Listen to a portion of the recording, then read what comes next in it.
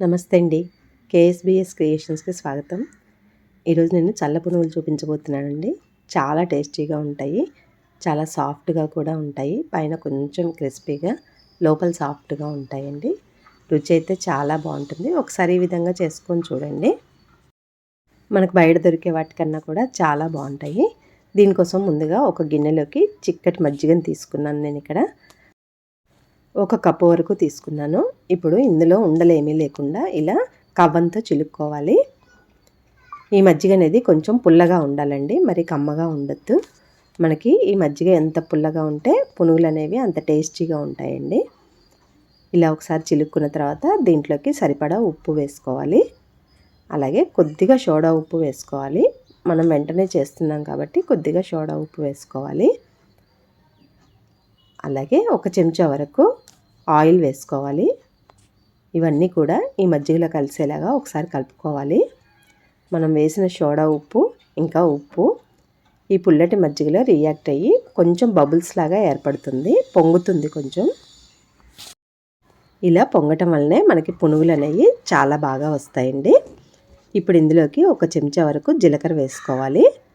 అలాగే దీంట్లో 1 కప్పు వరకు మైదా పిండి వేసుకోవాలి. మనం తీసుకున్న 1 కప్పు మజ్జిగకి 1 నుంచి 1.5 కప్పు వరకు మైదా పిండి పడుతుంది. ఈ పిండి అంతా కూడా ఒకసారి మజ్జిగలో కలిసేలాగా బాగా కలుపుకుందాము. ఫస్ట్ ఒకసారి ఈ విధంగా గంటెతో కలుపుకొని తర్వాత చేతితో కలుపుకుందాము.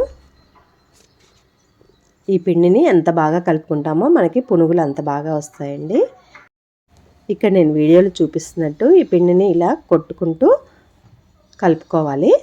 దాదాపు ఒక 5 నిమిషాలైనా కలుపుకోవాలి. మనకి పిండిలో ఉన్న బరకదనం అంతా పోయి సాఫ్ట్గా రావాలి. అప్పుడే మనకి పిండి కూడా తేలిక అవుతుంది. చూసారు కదా, పిండి చాలా తేలికైంది. పిండి కన్సిస్టెన్సీ మాత్రం ఈ విధంగా ఉంటే సరిపోతుంది. మీకు మజ్జిగ కొంచెం తక్కువగా ఉన్నాయనిపిస్తే కొద్దిగా వేడి నీళ్ళు పోసి కలుపుకోండి.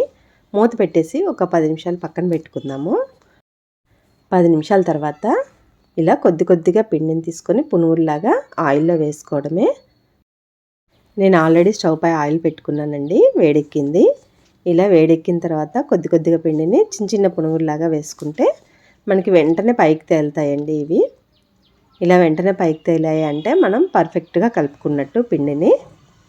మరి కళాయికి అయితే ఎక్కువగా వేసుకోవద్దండి, ఇవి మనం వేసిన తర్వాత ఉబ్బుతాయి కొంచెం. కాబట్టి కొన్నే వేసుకుంటే మనకి ఇరుకిరుకుగా లేకుండా ఉంటాయి. కొంచెం ఎర్రగా అయిన తర్వాత ఇలా గంటతో అటు ఇటు అనుకుంటూ అన్ని వైపులా కూడా మంచి కాలేలాగా వేయించుకోవాలి. మంటను మాత్రం మీడియం ఫ్లేమ్లోనే పెట్టుకోండి, హై ఫ్లేమ్లో కానీ లో ఫ్లేమ్లో కానీ పెట్టకండి. ఇలా కలుపుకుంటూ మంచి కలర్ వచ్చిన తర్వాత వీటిని తీసేసుకోవచ్చు. చాలా బాగుంటాయండి అసలు ఇవి. వీటిని పల్లీ చట్నీతో సర్వ్ చేసుకోవచ్చు, లేదా ఏదైనా పొడితోనైనా తినొచ్చు. ఎంత టేస్టీగా ఉంటాయో ఒకసారి ట్రై చేయండి తప్పకుండా.